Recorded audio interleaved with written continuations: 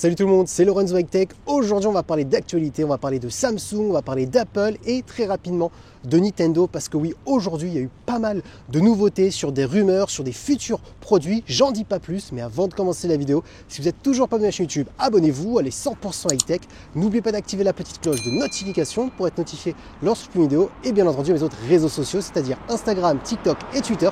Tous les liens seront en bas dans la description. Du coup, commençons par la première news. Ça concerne Samsung et ça concerne le futur smartphone pliant, un petit peu à la Huawei comme le Huawei Mate X, si vous ne l'avez pas vu. On est sur un smartphone avec deux charnières, un smartphone qui se transforme en tablette, on a une très grande taille.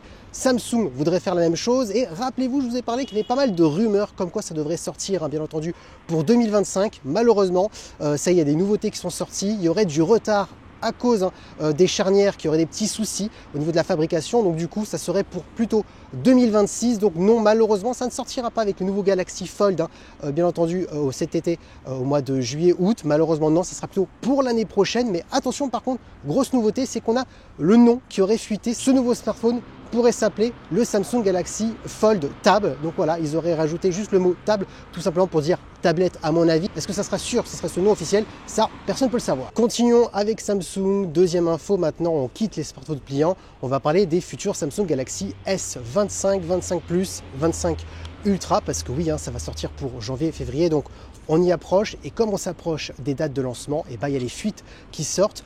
On avait encore des doutes sur le futur processeur Exynos ou plutôt des processeurs de Qualcomm pour tous les S25. Ça y est, on a la réponse, tout simplement parce que les benchmarks sont tombés. Et s'il y a des benchmarks qui sont tombés, on sait maintenant quel smartphone va avoir quel processeur.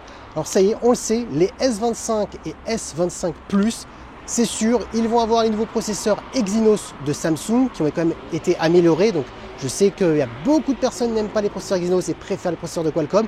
Mais bon, c'est pour faire un petit peu baisser les coûts des smartphones, vu qu'on sait que Qualcomm augmente de plus en plus les prix. Ensuite, concernant le S25 Ultra, qui est le smartphone le plus premium de Samsung, le benchmark aussi est tombé. Et on a bien le tout dernier processeur de Qualcomm, c'est-à-dire le Snapdragon 8 Elite. Donc oui, il ne faut pas s'inquiéter, le meilleur processeur sur le meilleur smartphone de Samsung. Donc voilà, l'info c'est que S25, S25 Plus c'est du Exynos et le S25 Ultra c'est du Qualcomm, maintenant c'est sûr. Du coup, j'en ai fini avec Samsung, maintenant on va parler d'Apple parce que oui, il y a eu une grosse annonce de la part d'Apple, donc quelque chose qui est officiel.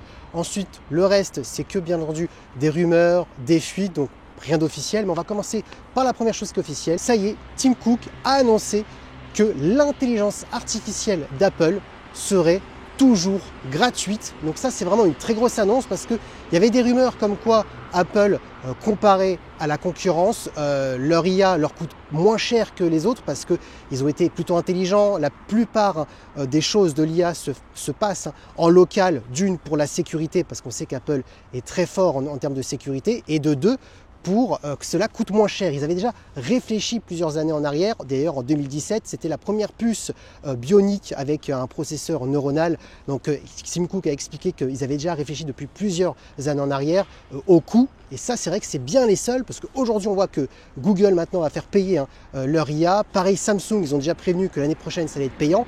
Donc, ça peut être un sacré argument de la part d'Apple. D'ailleurs, pour aller un peu plus loin, il y avait plusieurs analystes qui avaient dit que Apple était en avance sur les concurrents. Et souvent, on voyait des journalistes dire que Apple était en retard parce que Apple Intelligence n'est toujours pas disponible en France, c'est qu'aux États-Unis. Mais ce qu'il faut savoir, c'est que Apple, l'avance qu'ils ont comparé aux autres constructeurs, c'est que plus le temps va passer, plus l'IA va coûter beaucoup moins cher à Apple parce que l'IA va s'améliorer en local, chose qui n'est pas le cas où tout ce qui est IA de Google, Samsung, qui est tout simplement l'IA de Google en partenariat avec Google, c'est des serveurs qui tournent H24 et plus le temps passe, plus ça coûte de l'argent. Et c'est d'ailleurs pour cela, par exemple, ChatGPT ou Gemini, que les forfaits, les abonnements d'IA augmentent d'année en année.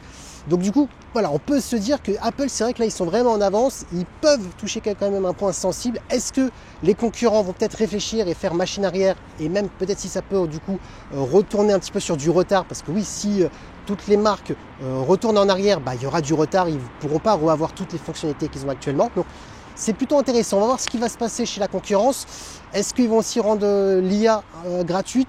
j'ai du mal à y croire parce que déjà ils sont en déficit. Les marques qui font de l'IA sont déjà en déficit, notamment ChatGPT. Pour l'instant, ils perdent de l'argent, ils n'en gagnent pas tellement que ça coûte extrêmement cher. Donc voilà, je me pose toutes ces questions. Dites-moi d'ailleurs ce que vous en pensez en commentaire. Bon, maintenant on arrête de parler d'IA et on va parler de rumeurs, d'actu qui sont sorties chez Apple. Alors ça concerne les futurs iPhone 17 Pro, 17 Pro Max pour l'année prochaine. Ça concerne le Dynamic Island. Alors pour les gens qui ne savent pas c'est quoi le Dynamic Island, c'est en fin de compte la grande gouttelette, un peu l'encoche si vous voulez, d'Apple qui permet d'interagir avec les applications. On a aussi bien entendu le Face ID qui est le dévoilage facial en 3D à l'intérieur, la caméra frontale. Toute cette technologie, c'est compliqué pour l'instant de la miniaturiser. Et bien sachez que sur le 17 Pro, elle serait 2 fois plus petite. Donc ça serait le gros changement sur les iPhone 17 Pro. Seulement les versions Pro parce que les versions classiques, c'est-à-dire iPhone 17, 17 Plus, on gardera le même Dynamic Island que sur les iPhone 16 Pro ou 16 classiques actuellement. Et ensuite, autre information, c'est que ça concerne les futurs iPhone 19. Donc on est encore loin, mais normalement, les iPhone 19 n'auront plus de Dynamic Island parce que Apple aurait trouvé la solution pour mettre le capteur Face ID sous l'écran et aussi, pourquoi pas, la caméra frontale sous l'écran. Donc du coup, on n'aurait plus d'encoche de Dynamic Island, donc ça serait la grande révolution, mais seulement pour l'iPhone 19, 19 Pro, 19 Pro Max. Et pour terminer avec Apple, autre nouveauté qui pourrait arriver par contre beaucoup plus rapidement sur les iPhone 17 Pro, ça serait un nouvel écran. Alors ce serait une technologie qui s'appellerait Low Dielectric T. Donc en gros, c'est un écran qui consommerait 2 fois moins par rapport à un écran AMOLED classique. Plus Apple avec l'optimisation du logiciel permettrait du coup d'avoir une meilleure autonomie. Donc normalement les iPhone 17 Pro et 17 Pro Max devraient avoir une très bonne autonomie vu que la batterie, selon les rumeurs, serait plus grosse et un écran qui consomme beaucoup moins. Donc les deux additionnés, ça permettrait d'avoir une meilleure autonomie. Et maintenant j'en ai fini avec Apple, on va terminer avec Nintendo et on va parler de la Nintendo Switch 2 très rapidement. Tout simplement, il y a une mauvaise nouvelle qui a été annoncée un petit peu sur internet. Alors mauvaise nouvelle, c'est un grand mot, mais ça concerne le prix. Malheureusement, quand on parlait des prix qui seraient dans les alentours entre 300 et 350 euros, malheureusement on peut bien augmenter les tarifs. Il y aurait une fuite de prix qui parlerait qu'on serait sur une Nintendo Switch 2 entre 400 et 500 euros. Donc le prix d'une PlayStation, on va pas se le cacher, en tout cas on se rapproche d'une PlayStation 5 qui coûte quand même toujours un peu plus cher bien entendu. Il faudrait prendre au sérieux cette fuite parce que la personne qui a fait fuiter ce tarif, c'est la même personne qui avait annoncé le même prix pour la PlayStation 5 Pro, donc une personne qui ne s'était pas vraiment trompée. Donc il faut plutôt prendre au sérieux cette fuite. C'est un petit peu embêtant, on va pas se le cacher, quand même le tarif qui a été annoncé, qui n'est pas encore officiel, mais qui a quand même été fuité.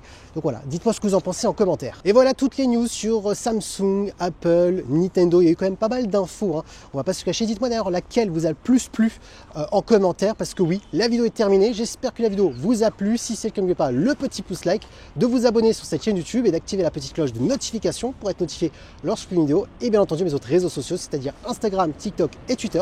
Tous les liens seront en bas dans la description. Et je vous dis à très bientôt. Ciao!